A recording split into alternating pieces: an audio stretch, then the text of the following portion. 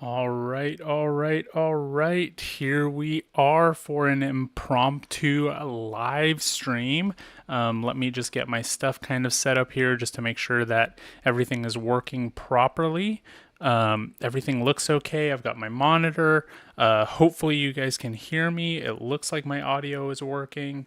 I think we are good. I'm Paul, half of Dads and Dice, and we're just doing a little impromptu live stream here. Like I said on the thumbnail there, we've gotten quite a few new games into the collection. A couple of these, actually, one of these. Ooh, where's the other one? I just thought of it. A couple of these have already made it into some content, but not all of them. So we're just going to kind of go over those and just talk about them a little bit. So as I say that, there is one that I'm missing that I need to get to the table. So give me 1 minute and let me check for that one really quick. Hold on.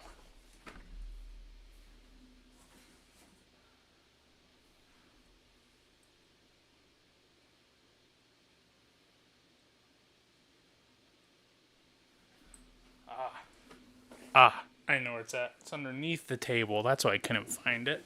It's right here. Okay, we'll keep it over here to the side. So yeah, like I mentioned, we are just going to be going over a couple of the new games to our collection, May of 2024. Most of these games, actually, every single one of these games were gifted to us by the publishers or the designers of the game. We've got a couple of Kickstarter ones, but every single one of these was gifted to us in the collection. So as we go through them, just keep that in mind. All thoughts on these are our own thoughts, but just so you're aware, these were all gifted by the publishers. So let's go ahead and get started with. We can go here with this one.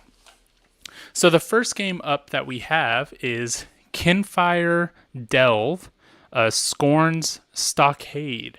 So I honestly don't know anything, absolutely zero about this game, except that it is a 1 to 2 player cooperative game. So that's all that I know about it. So let's see what it says.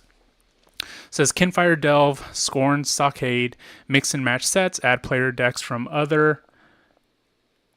Hey Michael, thanks for joining us. Yeah, just kind of going over these. We'll learn about them together.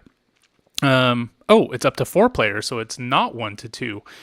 Variability, experience a different game every time with 3 unique enemies. Dual use cards, boost actions. You are seekers sent to vanquish the malevolent entity Scorn, survive an onslaught of illusions and mind games to reach Scorn's final gauntlet and banish their spirit back to beyond. A tactical and cooperative game for 1 to 2 players. Interesting.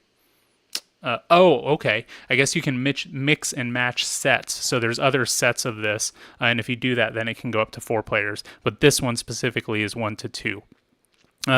You'll fight your way through the well deck of challenge cards to reach Scorn, the master of the well. Okay, so it looks like some type of battler. So you've got some chits in here, 3s and 1s, a little proof of purchase thing in there. The rule book, pretty small rule book. Some icon references. Let's see. So yeah, it looks like you just kind of set the game up in this little kind of cross pattern. You have some type of MasterCard in the center. And then you have progress tokens, and you just kind of go through and beat it, I guess. Let's look at some of this artwork. So we have Nas of the Wind Strikes, a tactician. Pretty sweet. These cards are pretty nice on the back. Sweet artwork. Nice foil print. That looks pretty good. Another one here. Let's see, what else do we have? Fist of the Wind. So these are combat cards. Shattering Blow. Before this action, discard 1 card. If you cannot discard this action instead of resolving it. Duel of Honor. It looks like all these kind of have this sweet little back. Icy Shackles. I'm loving the artwork on this. Pretty cool. So you have this giant, or this deck of cards here. Let's see, what else? So it looks like this is one character, this person. And then there's another deck here that has the same kind of back art on there. And then another character. So you can play as one of two characters. This one here looks pretty sweet. I like that blue. So this is Fane Longstride, the Bard of Destiny. After Seeker rolls, you may discard a something from your hand to let that Seeker reroll, then draw a card. So it looks like just all their kind of player or variable player powers that you can just kind of go through. Then there's a couple dice in here. Custom dice, 4 of these with different symbols on them. So it looks like you have this little green triangle, a little blue square, this red triangle. Sorry, a green diamond. And then this special symbol. Kind of looks like a Wi-Fi symbol on there. Interesting. So you've got those dice, and then you have a, what is this, a D10. So a nice little D10 that comes with it. So yeah, I guess it's just a little kind of, I don't want to say a dungeon crawler, but you're going down into the well with these characters, and I guess trying to defeat some of these creatures, and hopefully that you can make it. So again, that's a 1 to 2 player game. And from what I understand, there's a lot of games in this Kinfire world. So I know there's a new one that was just announced on Kickstarter. Kinfire Council, I believe is what it's called. But that one looks a little bit more intense. This one seems like a pretty just easy card game. 1 to 2 player cooperative card game. Again, don't know much about it except for that artwork. Love it. Looks pretty good. Love all the little foil on there. But yeah, that's a Kinfire Delve. If you know anything about Kinfire Delve, let me know. Interested in trying this one out. So there's that one. All right, let's see. Let's go to another little small box here. Let's do World Wonders Mundo. So this is the newest expansion to World Wonders, published by Arcane Wonders. Again, all of these games today were sent to us by the publishers, so it's more negotiation, worker placement. Okay, yeah, that one, I don't want to say that Kinfire Delve is not a game, because it obviously is a game, but Kinfire Council seems like a heavier game. I guess that's really what I should say. It seems more to be like a heavier game. So anyway, World Wonders Mundo, the newest expansion to World Wonders, and this one does what I like expansions to do. If I like a game, I don't want you to add more stuff to the game to complicate it. I just want more of that game. And World Wonders Mundo did exactly that. It added more of what I like about World Wonders. So there's literally this one page of the rules. There's a couple new cards, and what we all want to see, new monuments. So let's open up these monuments and let's go through them and actually look at them. So there's 9 new monuments, 9 new monument cards, then 9 Mundo cards, which are just new kind of cards. They did add a little mechanic, but it doesn't change the game whatsoever. So let me pull out the actual cards so I can say the correct term or the correct name of these wonders. Where's the little seal? There it is. So if you haven't played World Wonders is a polyomino tile placement game, except it's not really tiles. It's these giant wooden pieces. So you have this little board, Let me pull it out here. So you have this board here, and you're going to be just kind of filling it up with different shapes, either roads, statues, bridges if you're going across water, and then just these different wonders. And you have a certain money, 7 money that you can spend. Those are your action points. So like to buy a road, it costs you 1 coin. To buy a statue, it costs you 2 coins. To get a world wonder, it costs you whatever you have left of your coins. So that's what this one is here. So what this one added is just different wonders. And the first one up is the Terracotta Army. So this Terracotta Army is this card here, and it looks like you need to place it adjacent to a blue, that's a purple theology, a religion tile, and next to a road, and it has to be in this in this square configuration. And so it looks like these right here, these little terracotta pieces. Let's get it right there in the camera. So there are 4 of those. And once you get that piece, you just place them in that little 4x4 or 2x2 grid, should I say, next to a purple and next to a road. So it fills it up like that. What I absolutely love about this game is just the table presence. It makes it look really good. I'm going to move this so that it's not in my way. So that is the Terracotta Army. Sweet little terracotta pieces.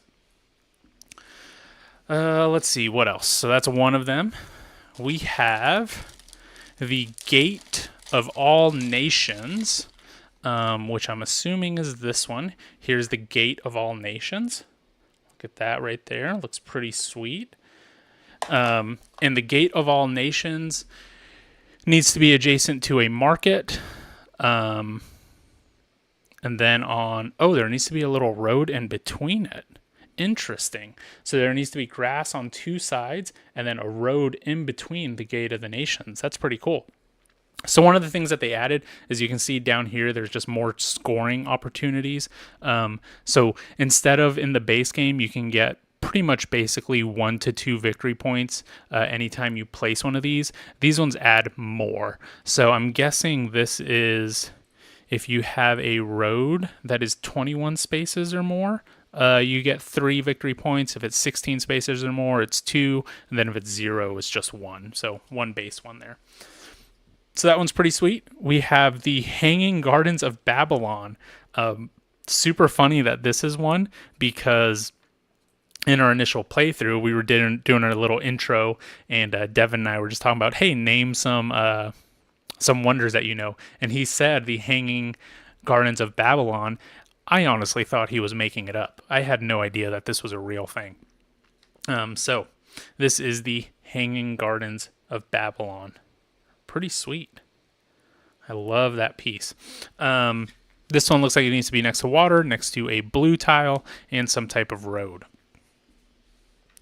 Next up, oh wait, we already did the Terracotta Army. Ooh, there was 2 Terracotta Armies. Interesting. Very cool. So this is just another configuration of it. I like that. We have the Himeji Himeji Castle. Here's the Himeji Castle.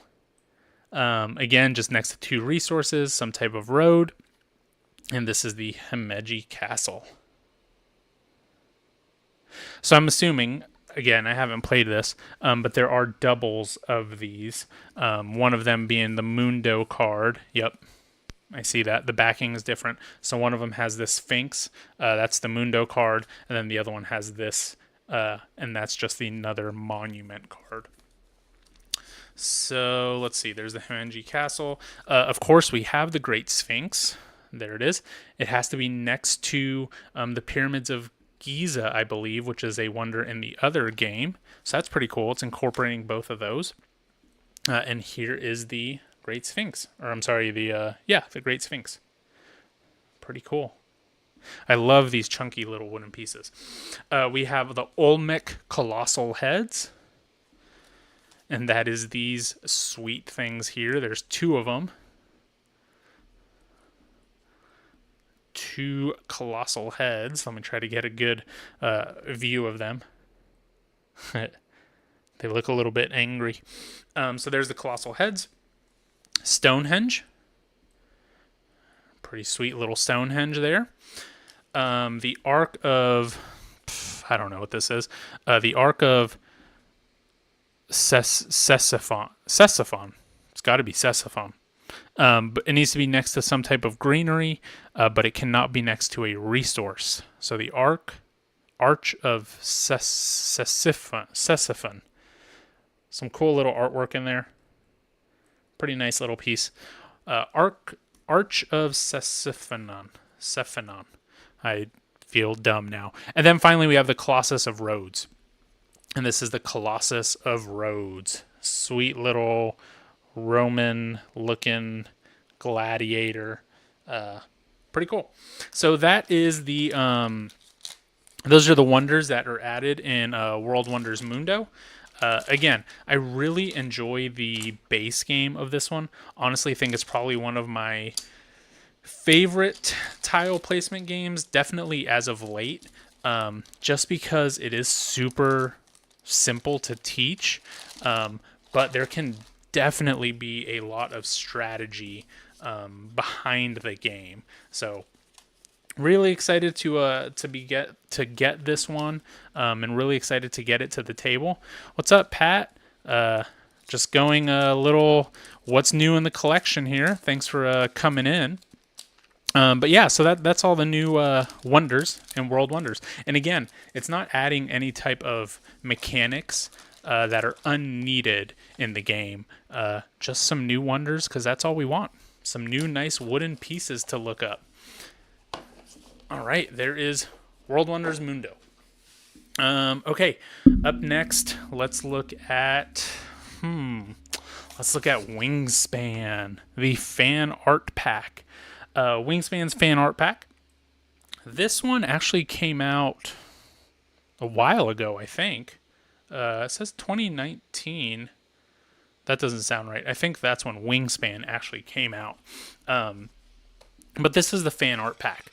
So all this does, just started. Hey, what's up, Ken?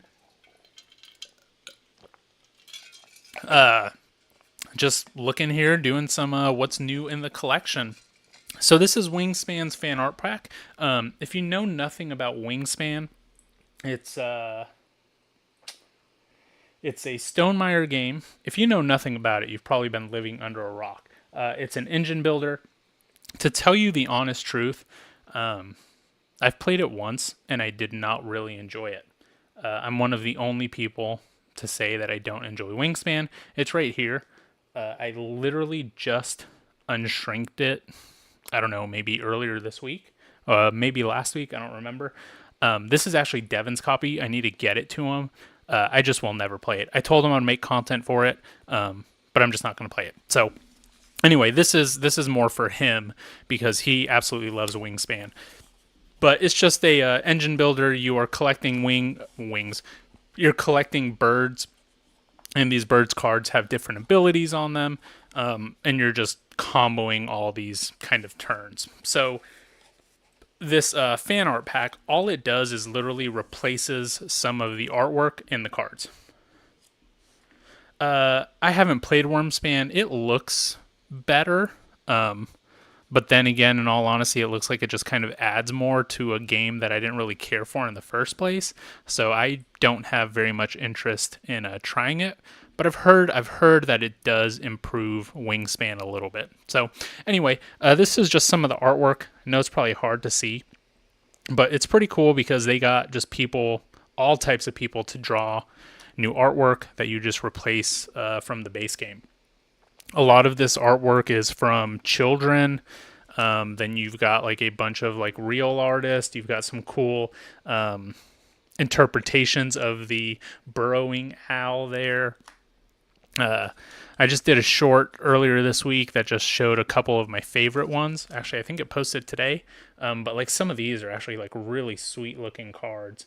So we've got stuff like that. Let me see something real quick. But But yeah, it doesn't change the game whatsoever. It just has new artwork, and I think it kind of makes the game a little bit better to look at. That one's pretty interesting. I think it says who actually did the artwork on here. Maybe on the back. Nope. Minda Koner Kugel loves seeing red-bellied woodpeckers at her feeders. I guess that's just the name of the person, and they don't really say who did it. This one is freaking sweet. Whoever did that, I don't know what that's drawn on, if that's digital or what, but that thing is pretty awesome looking. So yeah, that's that. There's 3 packs of these. There's 255 new cards that you can add on there.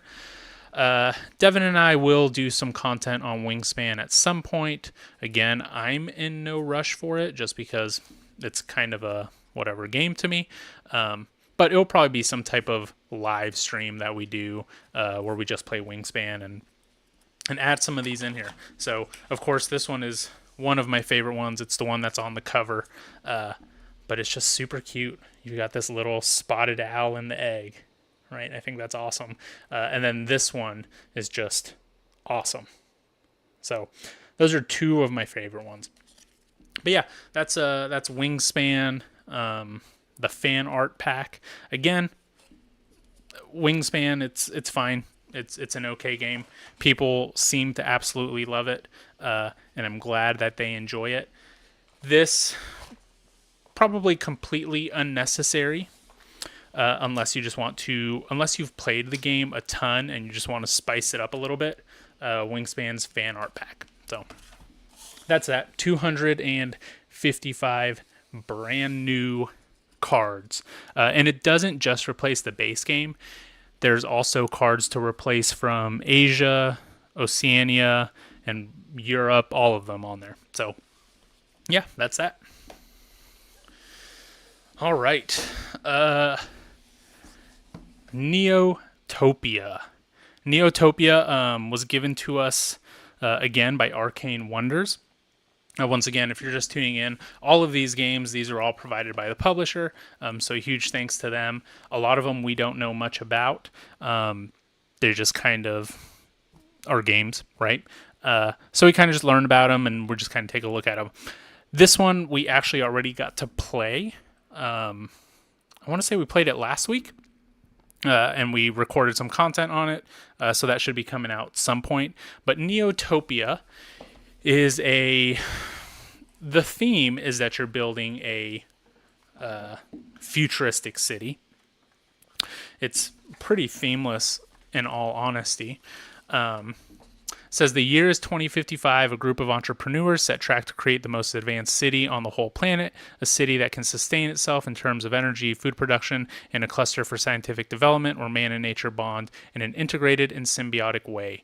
The success depends on the harmonic relationships between the 3 regions. Yes, thanks, Ken.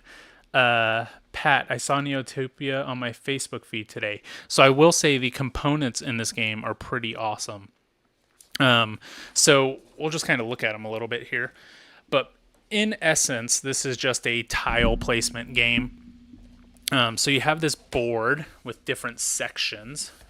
Pretty big board. And so there's 3 sections. There's this desert section, there's a forest section, and then I'm assuming it's a city section up here. And then in the center here, there is this factory. It's the factory tiles. So you have these 4 different tile colors, and they're pretty sweet. They're acrylic, I believe. So you've got these ones here, right? So you've got the green agriculture ones, you've got the purple scientific ones, the blue, I'm going to assume population. Let me see what it says. Community tiles. And then you have these red energy tiles. So again, this is what makes the game stand out, is this just production quality of these tiles. They're very sweet. So there's only 2 actions in this game. and each turn you're going to take 3 actions. So you're going to repeat one of those actions. So on that board in the center, there's going to be 4 tiles. Let me see if I can pull this up again. You're going to have 4 tiles on this section here. And one of the actions that you can do is you can move one of those tiles onto one of the adjacent spaces. So if you had a red one here, you can move it to this section or you can move it to this section. If it's the first one in that section, it has to go here in the center. It's hard to do here. It's here in the center. If there's already tiles in there, they have to connect to another tile. So that's one of the actions that you do. And then the other action that you can do is draw cards from the card river. So there's some cards out there that you can draft, and they have these different patterns on the top. So like this one is 3 greens on top and 2 blues on bottom. This one, 2 blues on top and a purple on the bottom. So you have these different patterns, and what you're going to be trying to do is on this board, you're going to be trying to make those patterns here. So once you complete one of those patterns, you will complete one of these contracts or whatever you want to call them, and you'll place them in the sections right here. Once you place them, you'll score victory points and you'll be going up these tracks. So there are, like I said, 3 regions on here, and how scoring works is you score the amount of victory points that are on the card. You score for there's a special bonus tiles that give you like extra actions, and then your lowest scoring section will actually be multiplied times 3. So it's really kind of giving you an incentive to be really equal or to be really balanced in each 3 of those sections. So it's a really interesting scoring mechanism there in the game. Honestly, it was pretty easy. It was a very light game. If you've ever played or heard of a game called Reef, I forget who publishes Reef, but if you've ever heard of that game, it plays very similar to that. Honestly, that one has a little bit better table presence. But Neotopia is fun. It says plays in under 60 minutes. I think that's true at all player counts. At 2, it was pretty good. We could kind of... there wasn't a ton of player interaction, but I think at 4, it would probably play a little bit better. So anyway, that's Neotopia. Let's see, Pat, you backed Neon Rain. Thought about y'all. The head-to-head solo style, Manny's art. That's awesome. I just saw that Manny signed on with Chip Theory Games. It's who's publishing oh man, that other game that he just did. But he's like having his own line with Chip Theory Games or something along that. So that's pretty sweet. I saw somebody post something about Neon Rain earlier today. Looked kind of interesting. So all right, we have All Time Wrestling. We've already posted some content about this one, so I'm not going to go too much into it. This one is coming to Kickstarter. I don't remember when. I'm sorry, let me repeat that. This game is already readily available on their website. They've already done a Kickstarter. They're doing another Kickstarter for a brand new expansion. This specific box, the All Time Wrestling All or Nothing, includes the Legends expansion, the Double Trouble expansion, and the All or Nothing expansion. So this has a 1-player solo mode, it has cage matches, it has last man standing, 2-player matches, 3 to 4-player tag team. So all of these different modes of this game in here. And if you didn't catch that live stream or the edited video afterwards, go ahead and check that out. But it's pretty sweet. They've got some really good components in here. Like I said, we've kind of talked about it already, so won't go too much into it. But you've got all the wrestlers here, like the British Bulldog. You have Kurt Angle, Upside Down. Andre the Giant,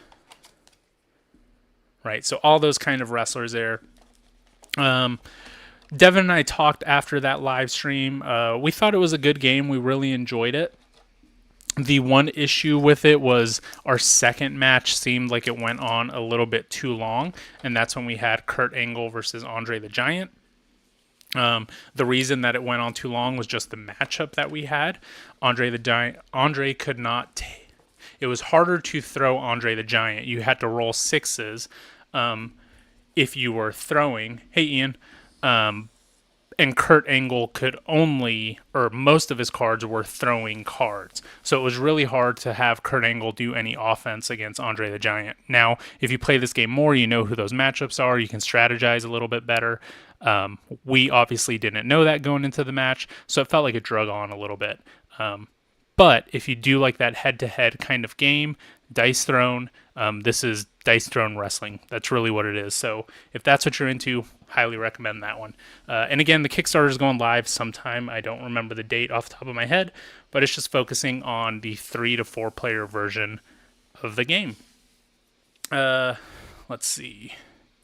Ken, yes, Distilled back here. Honestly, the reason it's back here, not that I don't enjoy the game, I do enjoy it, but it's mainly because it's a gigantic box, and it doesn't fit on the actual shelf. So that's where it's at. And then directly behind me,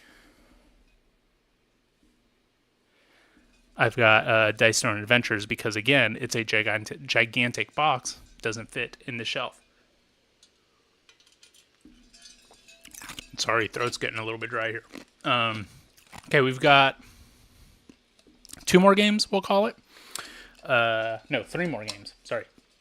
So up next, we will look at... Let's do another Kickstarter here. So this one is Ruffians. Ruffians is coming to Kickstarter May... Ooh, I just talked to the person. May 17th. Yes, May 17th. We talked about this one a little bit on Friday when we did our What Have We Played. And we were kind of so-so on it. I think I appreciated the game a little bit more than Devin did. But this is a very lightweight game. Didn't realize you were going live tonight. Would have hopped on sooner. Ian, yes, I actually, this was just completely impromptu. I wasn't planning on going live either. I just did. Not necessarily sponsors, but all of these games tonight that we're going over, they've been provided by the publishers. So all of the games were sent to us. So in a way, that's kind of a sponsorship, right? They're giving us these games. But anyway, Ruffians. Ooh, that's right, Pat. You had a lot of birthdays this month, I remember. Ooh, and actually saying that, Devin's is on Saturday. And I'm seeing him Friday. Maybe I got to get him something. But this is Ruffians. It's a very lightweight, family-friendly game. And you are a pirate. And you are trying to recruit critters to your pirate ship to collect bounty, to go on raids, and collect possos because they are critters. So you're trying to get these possos. So you have this pretty sweet main. This is the main player, the communal player board. Right, so you have your different types of pirates here. You have your cutthroat pirates, your buccaneers, your deckhands. And these pirates, they have better abilities the higher you go up.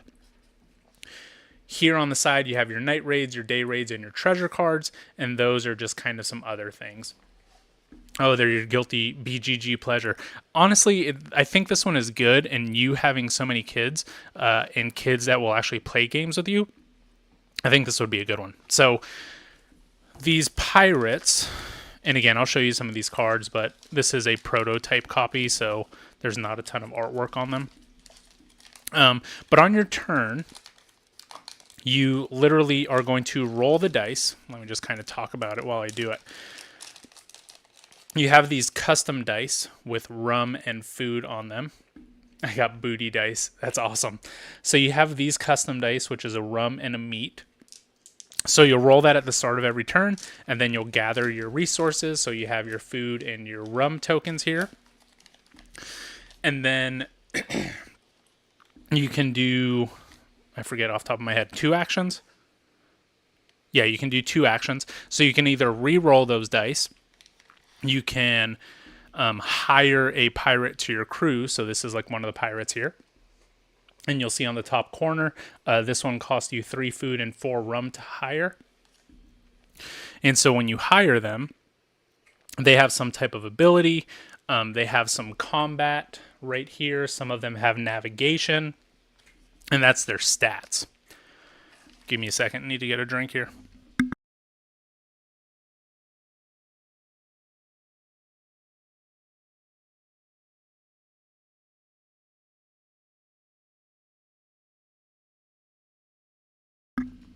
So you have this navigation, compass, and the combat there. So those are their skills, right? So you have your pirate ship, and you want to fill your pirate ship with 7 different pirates on there. And then once you have them, you don't need 7 of them to go on raids, but you do need 7 of them to win the game. My wife will say it's all the rum gone every turn. Yeah. So then you can go on raids, and the raids are something that looks like this. Again, this is just prototype art. But on the bottom, it tells you the difficulty. The bottom, this right here. It's hard looking in the camera. But like this one, you need 5 combat and 4 navigation in order to complete it. If you do, you get some coin, you get some type of bounty, and then you get a treasure card. And you move up the track. So whoever at the end goes up the track the fastest, and you have your ship completed, that's the winner of the game. So again, it's very simple. It's pretty basic. Overall, I think it's a decent game. But if you're into kind of lighter stuff, if you're into the pirate theme, if you're into, oh, I always have trouble saying this word, anthropomorphic, whenever they make animals look like people, this might be a game for you. So May 17th is when that goes live.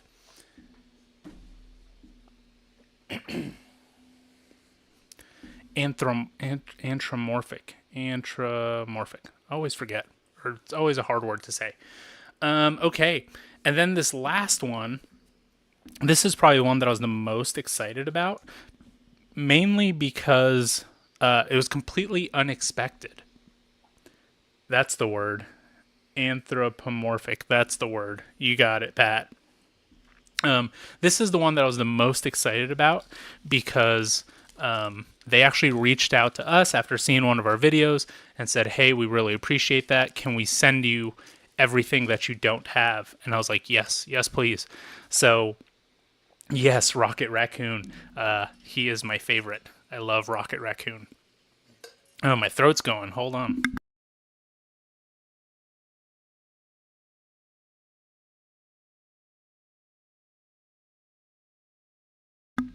So we did our best roll and write games a month ago. And Thunderworks Game actually saw our video. They sent us an email and said, hey, we really appreciate you guys putting cartographers on there. You had mentioned that you're missing a couple things. Send me everything that you're missing, and we will ship it over to you. We really appreciate you guys putting us on your list. So, I emailed them back. I said that I'm missing map packs 1 through 3. I'm missing heroes, a couple of promo packs, and they were more than happy to send it over. So I did have to reorganize these boxes a little bit. So this was base cartographers. I already had that, and they sent over all of this stuff here. Plus one more thing, which I'll show in a second. Well, I'll just show it now. But they also completely surprised me with this one, which we'll talk about in a little bit. But yeah, they were just like, we really appreciate it. Let's send you the stuff. So we'll kind of go through what we have here. So in the original cartographer's box, this is actually the stuff that I already had. But this is map packs 4 through 6. So 1 here is Frozen Expanse. So Frozen Expanse is just a new map that adds this kind of frozen lake in it. A couple more enemies. You have the Chieftain Drenny, which is a hero. So that's this one. Map Pack 5 is Kethra's Steep, which adds a couple of new mechanics to the game and some new beacon cards. So again, these are ones that I already had. And then Hormhelm, which is a market, and you can buy stuff from the market here. So these are the cards that came with that one. Again, this is content that I already had. They sent over Heroes. And also, I had the Skills mini expansion, the first one, but they sent over Skills mini expansion 2. I already mixed them, so I don't know which ones are which. But this little expansions, they let you do kind of one-off moves. So you can pay some coins, and you can do just one-off things. So like during the draw phase, fill the chosen shape with a village terrain instead of an available terrain type. You have move silently during the draw phase, draw the chosen shape so that it overhangs the edge of the map. So it's just different stuff like that. Yeah, and then just some more skills. So they sent over that skill pack. This is the original cartographers, yes. So I had got some of the new promo packs beforehand of the demons or creatures or whatever you want to call them. But then this is the new Heroes deck. So again, it puts in some new ambush cards. You have the Dragon Inferno, the Zombie Plague, Giant Trolls, Gorgon's Gaze. And then you have the actual Heroes, which just add a new mechanic to the game. So Drobrick of Korkheim. And then not only do they have that, they also added just new terrain cards. So you can actually mix and match this with the base game. You have a pasture, right? So you can just mix and match it. They gave you new edict cards just to kind of change up that scoring. So again, this game was already very replayable on its own, but just adding all of this adds even more replayability to the game. So all that. So that's with Heroes. And of course, more maps that come with that. So this was the base game one. This is the Heroes map. So it just kind of changes it a little bit. New kind of maps in there, right? So that's that one.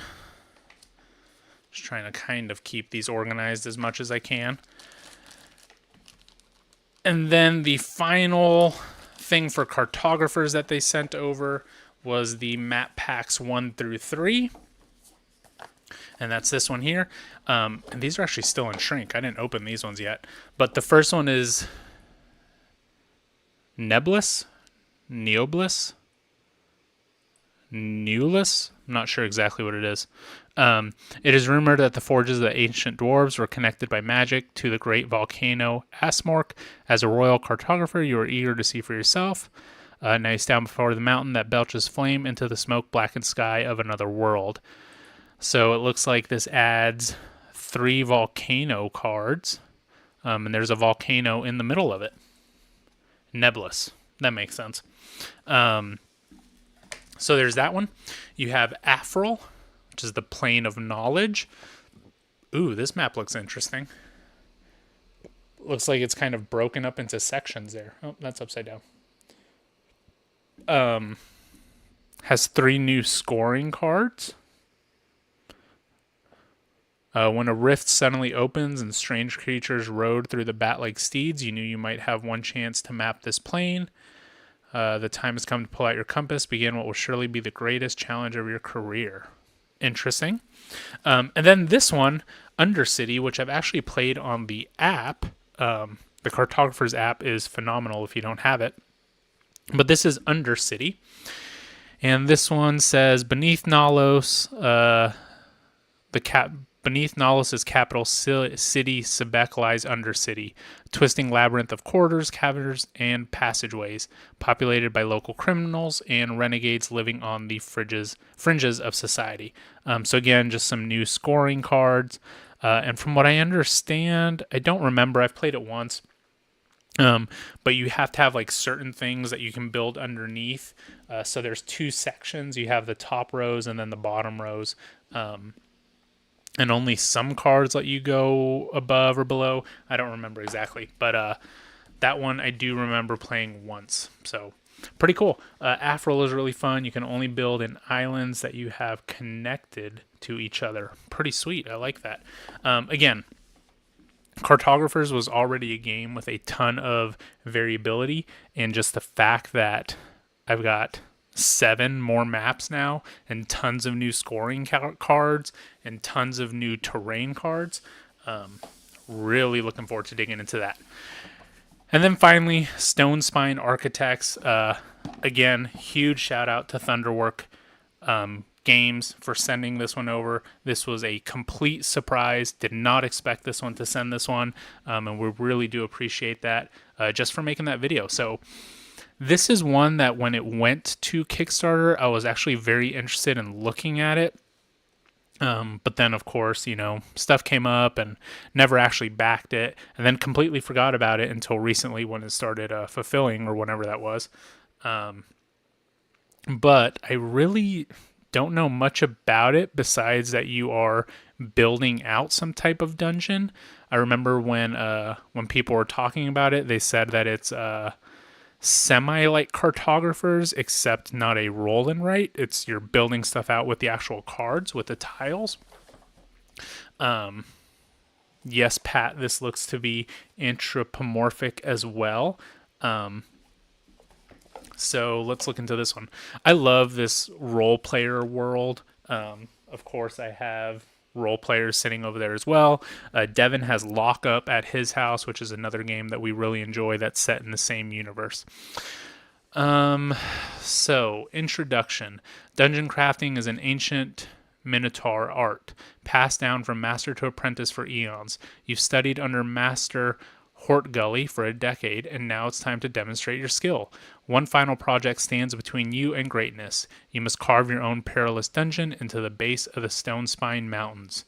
Kulbach will prove labor, and Lord Duntum's menagerie will bring beasts to populate your constructions. The builder whose dungeon proves the most challenging to Queen Amalia's chosen heroes will achieve the title of Master Architect. So very similar to cartographers. There are they're not called edict cards, but they're challenges. So you've got things like gain 3 reputation for each reputation star and each treasure chest in the 4 central chambers of your dungeon.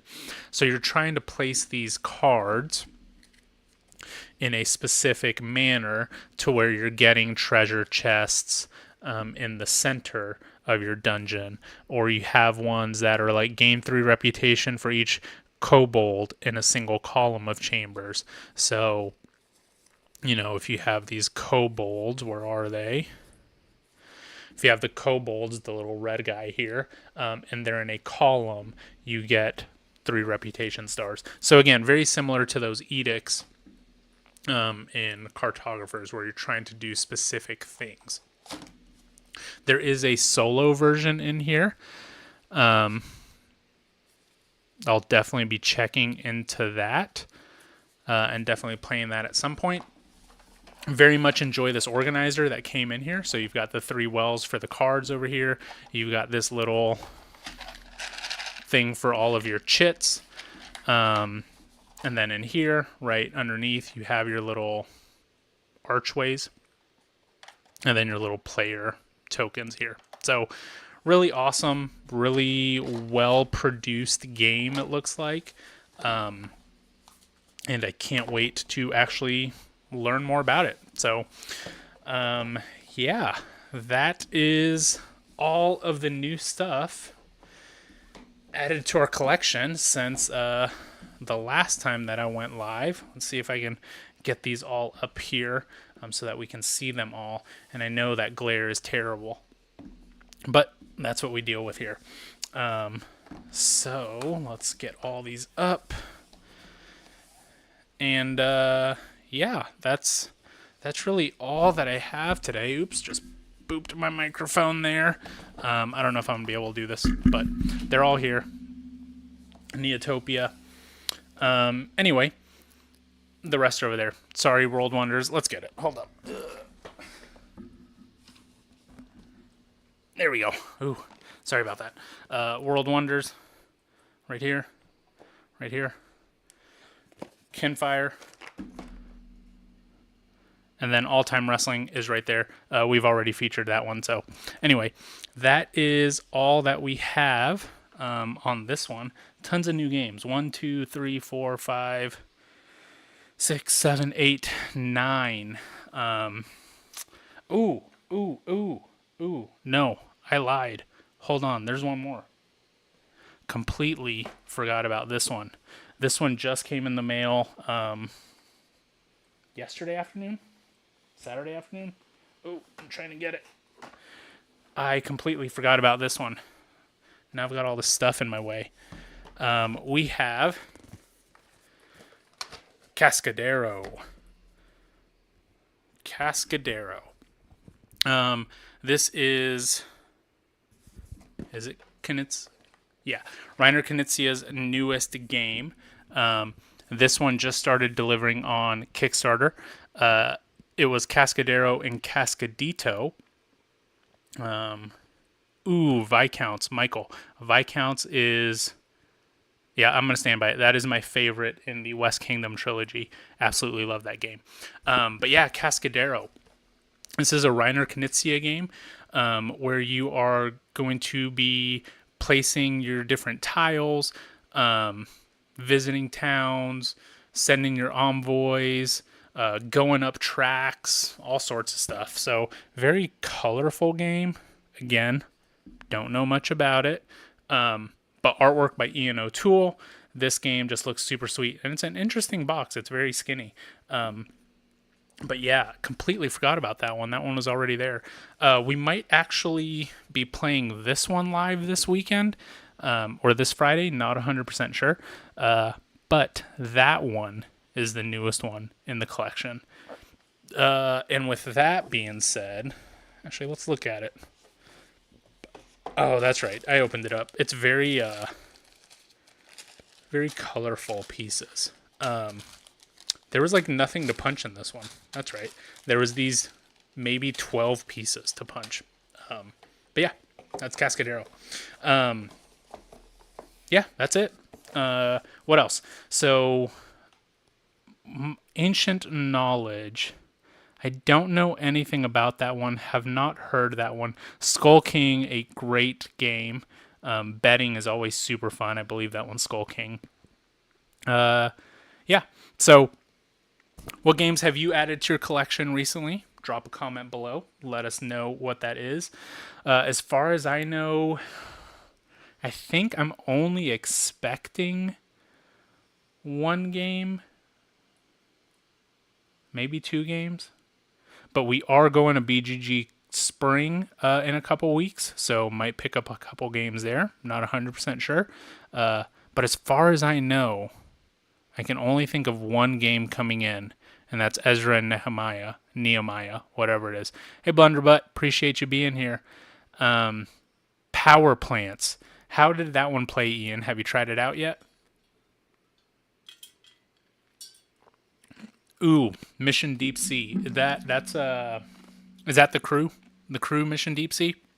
I've heard that version is a little bit better because it scales at the player counts instead of just having the basic kind of game. Blunder, I've been seeing you on the Discord there. You've been getting some new games. What have you gotten? Zach? Have you finished the original crew, or have you played the original crew? Not played it yet. Punched and ready to go. Hopefully tomorrow night. Now I know you've mentioned that you play solo. Does that one have a solo mode on it, Ian?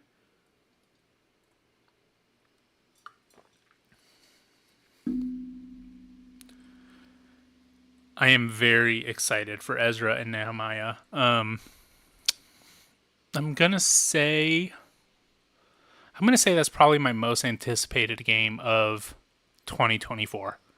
Yeah, yeah, it definitely is.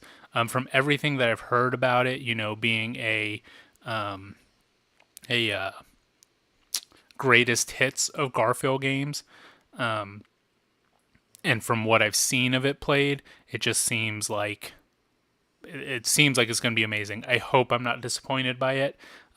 Garfield never disappoints me, so I don't foresee that happening. But I will say that's probably my most anticipated game. Beat your own score for power plants. Those are generally okay. I have never played the original Crew. So Devin and I and my wife and his wife, we played a couple of them, I believe. It was okay. I didn't grow up playing trick-taking games or anything like that, so I was at a pretty good disadvantage.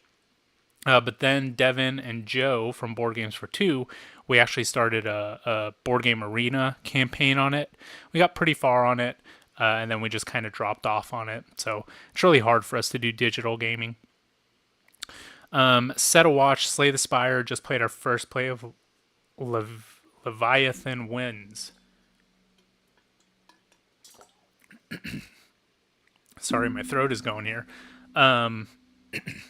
Yeah, I saw your Slay the Spire video. Got some pretty good views on there. You got to tell us what you did on that. Set a watch. I've seen quite a bit about that. I have no idea what Leviathan Wilds is. Casting Shadows, Molten Expansion, some Orlog or whatever the game from Assassin's Creed Valhalla. Don't know what those are. Pat's been watching. Pat, were you the one that watched 1,000 views of Blunder's Slay the Spire? Yeah, my kid needs to go to bed so I can play more Slay. Have a good night. Started a couple games. All right, Ian. Have a good night. Probably start up a game with you on BGA tomorrow. Awesome. Yeah, we got some good games in. I'll have to look into a couple of those, Blunder. They look pretty awesome. Or they sound pretty awesome. I know Devin was pretty big into Slay the Spire. I think that was the mobile game, wasn't it? Like a deck builder mobile game. And I think he was going to back it, but I think he just ended up not doing it because he likes the digital version so much. Probably 100 of them I watch while I'm working. That's awesome. Just keep on supporting. Keep supporting, Pat. We appreciate that. So, all right. Well, I appreciate Slay the Spire was originally on Steam and mobile. Yes. So yeah, that was definitely the game that Devin had said. Separate from the digital game. We'll see. We'll see if he picks it up eventually. Deck builders aren't necessarily my jam, but all right. I appreciate you guys being here. Thank you guys for sticking around. Obviously, as we get more games to the collection, we'll keep on doing these things. Tomorrow, we are dropping a video for our most anticipated, or not most anticipated, for our top 5 solo games. So if you're interested in seeing what our top 5 solo games are, check out that video when it drops tomorrow morning. So other than that, again, let us know what games you've gotten that are new. Put that in the comments, and we will talk to you guys next time. Have a good night.